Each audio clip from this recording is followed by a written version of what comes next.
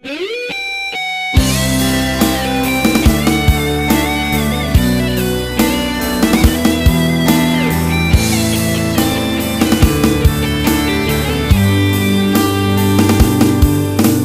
មឡើយរូបខ្ញុំបានលួចស្រឡាញ់ស្រីម្នាក់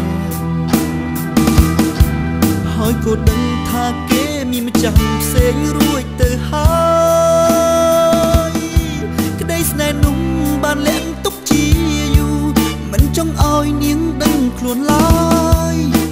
អូលោកអើយប្រុសនោះក៏ជាមិត្តខ្ញុំតែថ្ងៃមួយរឿងរ៉ាវទាំងនោះក៏ផ្ទុំបែកកាដួងចិត្តខ្ញុំស្នេហ៍នាងប៉ុណ្ណានាងក៏បានដឹងពេលនោះហើយទើបនាងប្រាប់ការពិតក្នុងចិត្តនាងក៏ស្នេហ៍ខ្ញុំដែរទុំគិតឡើយមិនដឹងត្រូវធ្វើយ៉ាងណាមិនធ្លាប់គិតទេបំបែកស្នេហ៍ចេញពីមិត្តខ្ញុំតាំងចិត្ត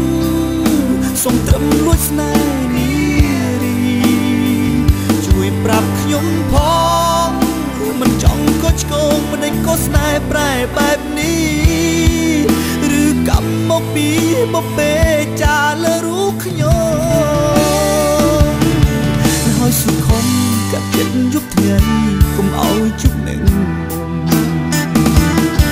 សូមឲ្យនាងនឹងគេសុខុមកុំគិតខ្ញុំថ្មីទោះជាខ្ញុំស្នេហ៍នាងធំយ៉ាងណាក៏ស្នេហាទៅមិនរួចដែរថ្លៃក៏ព្រោះអ្វីៗពិសីជារបស់គេ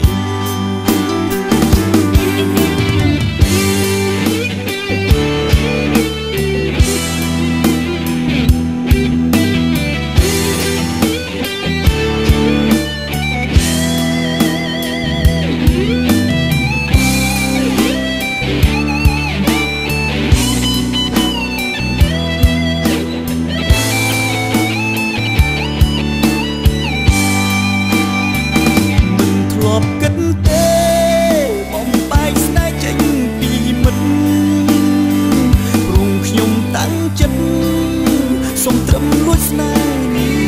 រីជួយប្រាប់ខ្ញុំផងមិនចង់កុចឆ្កងមិនឯងក៏ស្នេហ៍ប្រែបែបនេះឬកម្មមកពីបបេចាលើរូបខ្ញុំហើយសុខំកាត់ចិត្តយប់ថ្ងៃកុំឲ្យជប់នឹងសូមឲ្យនាងនឹងគេសុខំកុំគិតខ្ញុំថ្មី